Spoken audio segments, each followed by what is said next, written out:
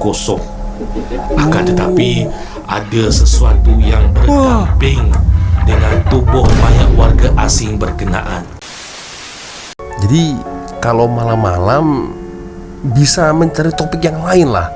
Jangan mencari topik cerita seram atau apalah ya yang mengandung unsur horor. Takutnya ada yang melintas nih nanti ya. Ada yang melintas seperti ini.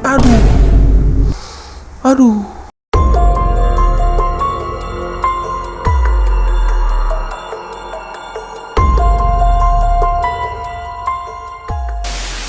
Yore, assalamualaikum warahmatullahi wabarakatuh. Hai Rek, bertemu lagi. Ada saya di sini Wak Loncong, salam lonjong. Hiya. Apa kabar kawan-kawan? Semoga semua dalam kondisi yang sehat Rek ya. Amin ya robbal alamin. Dan finally kita bertemu lagi di video session malam Jumat horor Wak Loncong geng ya. Pernah tak korang berpikir tugas seorang bomba bukan sekedar memadamkan api atau menyelamatkan orang dari kemalangan? Kadang-kadang mereka juga terpaksa berhadapan dengan sesuatu yang jauh lebih menakutkan, sesuatu yang mungkin tak semua orang sanggup tengok, apatah lagi alami sendiri. Dalam video hari ini saya akan bawa korang menyelami 5 kisah seram bomba Malaysia yang paling menakutkan. Dari suara misteri di bangunan kosong hinggalah kejadian tak terjawab yang membuat bulu roma meremang. Jadi kalau korang berani teruskan menonton, tapi awas, jangan tengok sorang-sorang, sebab kisah-kisah ini memang betul-betul menguji keberanian korang. Jom kita mulai geng ya. Dan kebetulan sudah lama sekali saya tidak mereaction video dari top 5 Malaysia geng ya. Oke geng, sebelum kita mulai video ini hanya sekedar mengingatkan untuk kawan-kawan yang mungkin belum sholat, jangan lupa sholat dulu geng ya. Jomlah kita mulakan ya, seperti apa videonya geng. Bayangkan jika anda seorang anggota penyelamat bertugas di tempat yang sunyi dan seram, tiba-tiba berhadapan dengan mayat tergantung di pokok atau kain batik yang berdarah dan bergerak. Kedengaran seperti filem seram bukan? Namun ini adalah kisah benar yang dialami oleh pasukan bomba kita. Apakah mungkin makhluk gaib di sekeliling kita ini benar-benar wujud dan memerhati, atau hanya ilusi yang menghantui mereka yang bertugas? Mari kita rungkaikan misteri ini. Di sini terdapat 5 kisah seram bomba paling menakutkan di Malaysia bahagian 2. Oke. Dan video ini geng ya, saya record di tengah malam ya, jam 0.52. Nah itu, jadi suasananya semakin seram ini geng. Oke, top 5 Malaysia, 5 kisah seram bomba yang paling menakutkan geng. Nombor 5. Oke, 5. Kain batik lepas berdarah. Kain batik lepas berdarah. Waduh, kain batik siapa ini? Bayangkan anda sedang bertugas di lokasi menyelamat yang sunyi, dikelilingi air tasik yang tenang namun terasa seram menusuk tulang. Begitulah pengalaman seram yang diceritakan oleh Abang Zul mengenai supervisornya. Ketika mereka berdepan dengan satu situasi misteri kain batik lepas yang bukan sahaja berdarah tapi bernyawa. Kisahnya bermula dengan laporan kehilangan seorang remaja Cina yang dikatakan lemas sewaktu menaiki pedal boat. Kejadian berlaku sekitar jam 2 petang dan cuaca ketika itu sangat baik. Namun segalanya berubah apabila misi menyelamat itu menemukan mereka dengan perkara luar biasa. Apabila tiba di tempat kejadian, keadaan air tasik buatan itu terlihat tenang tanpa arus kuat, tapi mangsa masih belum ditemui. Walaupun pelbagai usaha telah dijalankan dan ramai orang juga turut membantu, seramnya semakin bertambah apabila supervisor Abang Zul cuba menyelam masuk ke dasar tasik. Di bawah air, pandangannya terbatas dengan air yang berlumut dan tebal. Dan ketika pencarian berlanjutan, kedengaran suara azan sedang dilaungkan oleh penduduk awam. Dan sewaktu supervisor terus berenang lebih dalam, pada masa itulah suasana semakin sunyi dan menakutkan. Namun apa yang lebih menakutkan, tekanan air tiba-tiba menjadi luar biasa hingga menyebabkan jam tangannya meletup. Selepas berjam-jam pencarian, akhirnya kelihatan bayangan tubuh mangsa di atas sehelai kain batik coklat gelap, berlumut dan bercorak Jawa. Supervisornya dengan segera memasang gelang menyelamat pada tangan mangsa. Akan tetapi ketika dia mencuik kain batik itu untuk mengangkatnya, ia tidak berganjak. Dan di sinilah seramnya mula terasa. Dengan berani, supervisornya mencucuk sedikit kain itu menggunakan pisau. Tiba-tiba kain batik itu berdarah dan mula bergerak-gerak. Hei, Dia toreh sikit benda tu. Bila dia toreh, benda tu berdarah tau. Dan kain batik lepas yang tadi ni statik je, lepas dicuit-cuit, sekarang ni dah meliut-liut, dah bergerak-gerak dah, macam pergerakan ular. Dalam keadaan panik, dia segera berenang naik ke permukaan. Wajahnya pucat dan kesan dari pengalaman ini menyebabkan dia demam dan murung selama seminggu. Apabila dibawa bertemu perawat, barulah diketahuinya kain batik itu bukan kain biasa. Ia dikatakan jelmaan seekor ular besar yang bertapa di dasar tasik. Dan bila ditanya apa bendanya kain batik lepas tu, perawat tu kata itu adalah seekor ular yang bertapa. Bayangkan perasaan Abang Zul dan supervisornya. Insiden ini bukan sekadar kisah misteri, tetapi juga satu teguran untuk berhati-hati. Kadang-kala sesuatu yang dilihat biasa-biasa mungkin sebenarnya penuh dengan rahsia. waduh, kok seram geng ya. Ternyata kain batik itu geng jelmaan ular geng. Wah, ini dia geng ya, salah satu risiko apabila kalau menjadi seorang bomba ya. Harus siap sedia dalam kondisi apapun geng ya. Oke. Next, selanjutnya geng. Nombor 4. Oke, 4. Suara dari batang leher mangsa kemalangan. Hah? Sebentar. Suara dari batang leher mangsa kemalangan. Bayangkan anda tengah bertugas dalam kesunyian malam, ditemani kegelapan yang hanya diterangi lampu jalan setiap 250 meter. Okey. Anda dan rakan setugas baru sahaja menerima panggilan kecemasan tentang kemalangan di jalan utama, tetapi ada sesuatu yang tak kena. Panggilan itu datang dari daerah lain, bukan dari lokasi sebenar kejadian.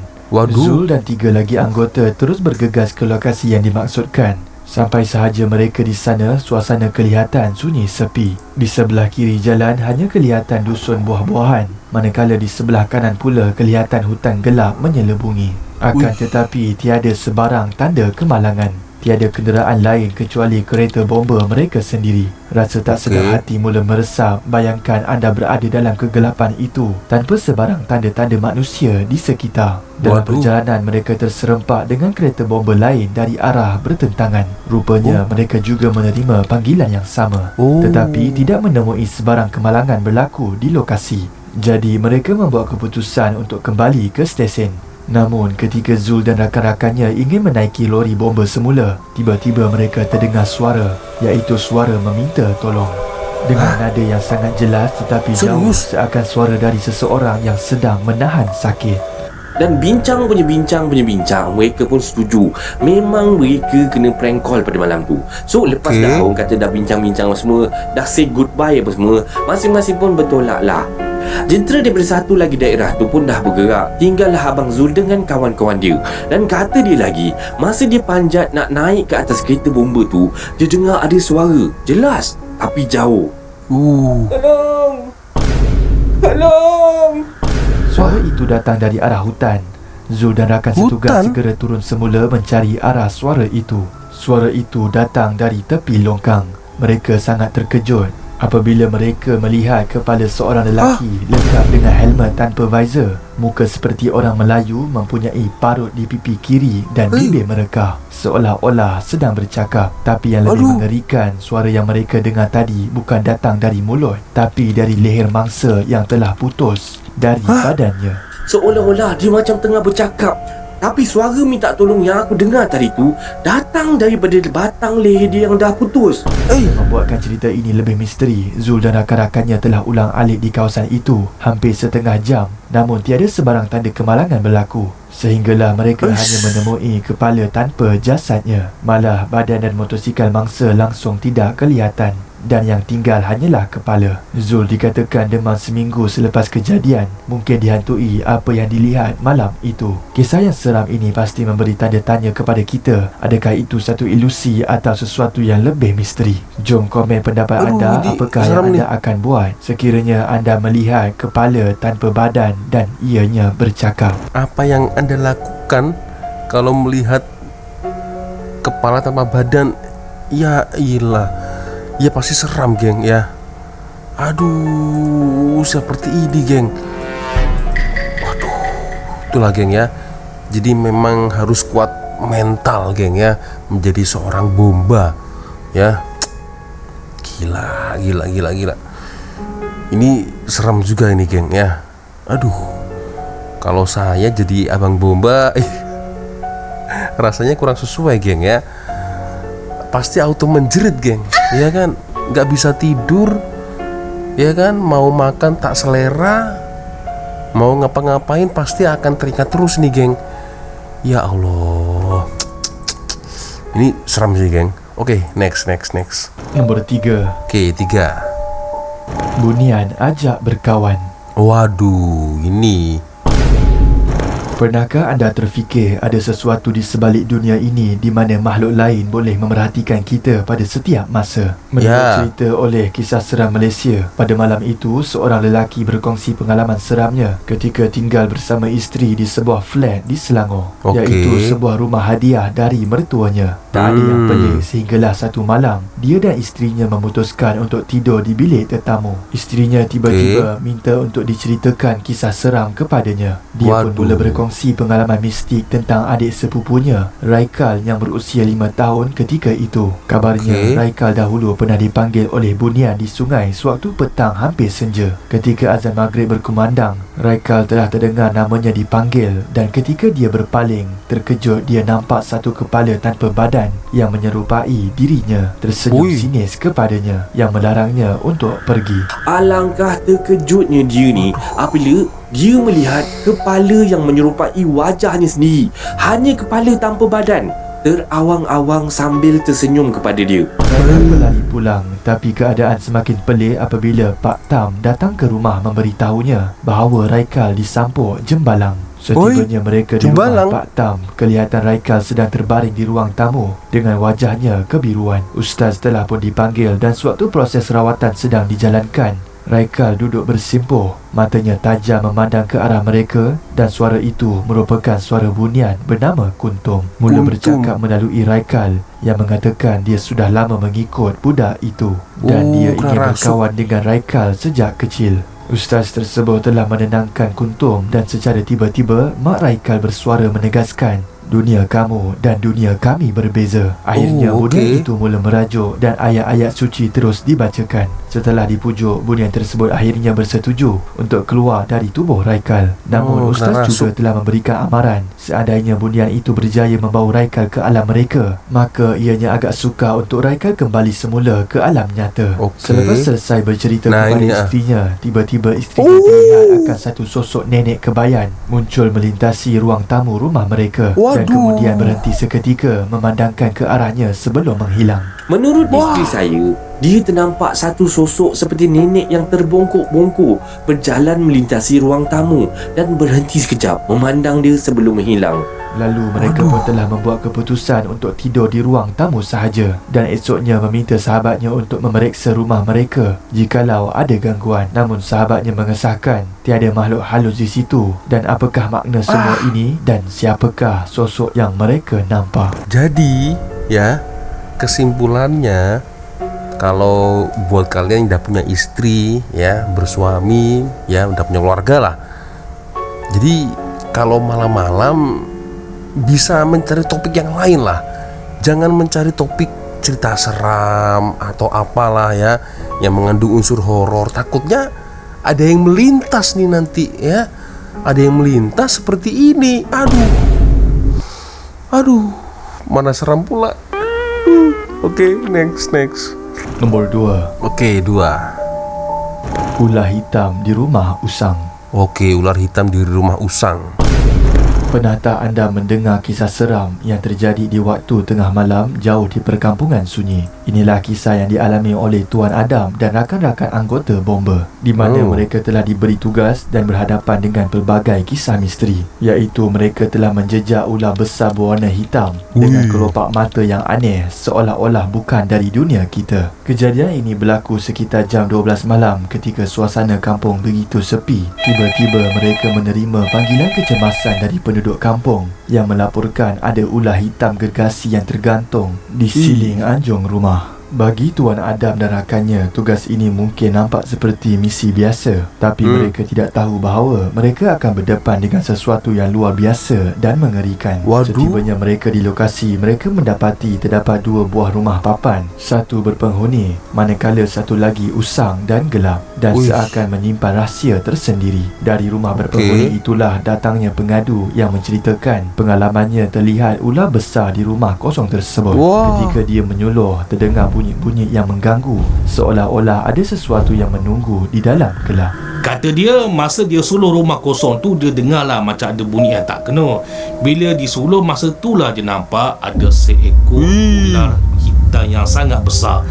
Tuan Adam bersama anggota lain memanjat ke siling rumah kosong itu untuk memeriksa, dan apabila dia menyuluh ke arah ruang gelap di atas, mereka terjumpa ular tedung hitam besar yang berdiri kaku seolah sedang menunggu mereka. Tuan Adam spontan berdialog dengan ular itu, berharap tiada apa-apa yang buruk berlaku. Namun saat rakan-rakannya menyuluh ke arahnya, mereka terlihat wajah Tuan Adam berubah, mata terbeliak luas dengan riak muka yang terkejut. Rakan-rakannya bertanya, "Adam, apa yang kau nampak?" Tapi dia hanya menunjukkan isyarat tangan, diam tapi penuh ketakutan. Dalam keadaan panik, Tuan Adam tiba-tiba melompat turun dan menarik rakannya untuk keluar dari rumah itu. Mereka semua tahu ada sesuatu yang lebih daripada sekadar ular di situ. Setelah keluar, Tuan Adam memberitahu apa yang dilihatnya. Bukan hanya ular hitam itu, tapi kelopak mata yang berkedip-kedip dan seorang berpakaian jubah hitam berdiri di belakang ular tersebut, seolah menjaga sesuatu atau mungkin mengawalnya. Kemudian Tuan Adam kata, ini bukan ular. Yang aku nampak ni bukan ular. Sebab apa? Aku nampak ada kelopak mata berkedip. Kemudian yang buatkan aku terjun ke bawah ni, sebab apa tahu? Sebab belakang ular tu, aku nampak ada jubah hitam. Waduh, cukup seram juga geng yang ini, geng nomor 2 geng ya. Tiba-tiba saja geng ya, ada seseorang berpakaian jubah hitam berdiri di belakang ular tersebut geng. Wah, ternyata begitu geng ya. Menjadi seorang bomba itu ternyata tidak sesuai dengan ekspektasi saya geng ya. Yang terlihat keren, handsome, abang bomba, ternyata ada risikonya geng di sebalik pekerjaan mereka ya. Waduh, oke, next. Kita lanjut lagi geng ya. Nomor 1 apa ini? Nomor 1, Oke, 1. mayat tergantung di dahan pokok. Aduh, ini paling seram nih geng, nomor 1 nih geng. Aduh.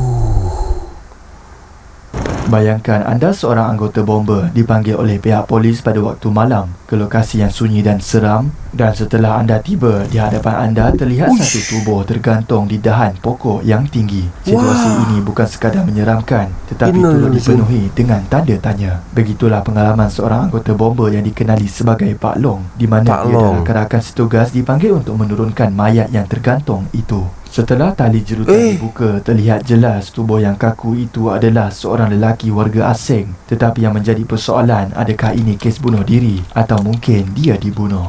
Dan inilah yang mengundang rasa seram yang sebenar. Dan dalam perjalanan pulang, Pak Long mula merasa seolah diperhatikan.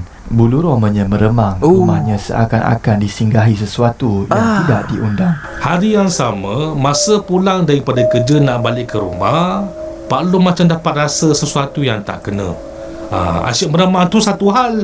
Kemudian Pak Long dapat rasa macam selalu diperhatikan. Akibat daripada gangguan yang berterusan, dia akhirnya mencari jalan untuk berubat. Apa yang menambahkan seram adalah ketika dia mendapat tahu bahawa tubuh lelaki itu bukan sekadar jasad yang kaku, tetapi ada sesuatu yang mendampinginya. Satu entiti mistik yang mungkin telah mengikutnya pulang. Rupanya tubuh mayat warga asing yang diturunkan daripada dahan besar tu bukanlah tubuh mayat lelaki warga asing yang kosong. Akan tetapi ada sesuatu yang berdamping dengan tubuh mayat warga asing berkenaan. Itu sahaja video pada hari ini. Antara kelima-lima kisah seram bomba ini, yang manakah paling menakutkan dan berikan sebab-sebabnya? Yang paling seram menurut saya ya nomor 1 ini geng. Yang paling seram nih geng ya. Aduh, gila ya. Editingnya lama-lama mantap juga ini top 5 Malaysia geng ya.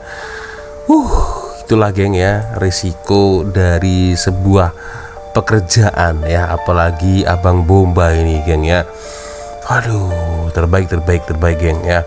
So mungkin di antara kalian ada yang bekerja sebagai Abang Bomba, boleh komen di ruang komentar geng ya. Ya itulah dia geng ya, 5 kisah seram Bomba Malaysia yang paling menakutkan. Memang tugas mereka ini penuh cabaran, bukan setakat api dan runtuhan, tapi juga perkara-perkara yang tak mampu kita jelaskan dengan logik geng ya. Kalau korang ada dengar kisah seram lain pasal Bomba atau pengalaman korang sendiri yang seram, jangan malu-malu komen dekat bawah geng ya, sebab saya nak tahu juga lah geng ya. Yang penting kita kena hargai usaha dan pengorbanan Bomba yang bekerja siang malam walaupun terpaksa berdepan situasi yang menyeramkan macam tadi geng ya. Mereka memang hero sejati, luar biasa ya. Oke geng, sepertinya cukup sudah untuk video kita kali ini. Terima kasih kawan-kawan sudah nonton video saya dari awal sampai akhir ya. Dan minta maaf bila mungkin kalau ada kesalahan kata-kata baik dari awal video sampai di akhir video geng ya. Kalau kalian suka video ini jangan lupa tekan like, share dengan geng yang suka cerita seram, dan subscribe channel ini untuk lebih banyak kisah-kisah yang buat korang tak tidur malam geng ya. Terima kasih karena menonton sampai habis, dan ingat, bukan semua yang kita nampak boleh kita paham geng ya. Jumpa lagi di video seterusnya, dan akhirnya saya Wak Lonjong. Wassalamualaikum warahmatullahi wabarakatuh. Bye bye geng.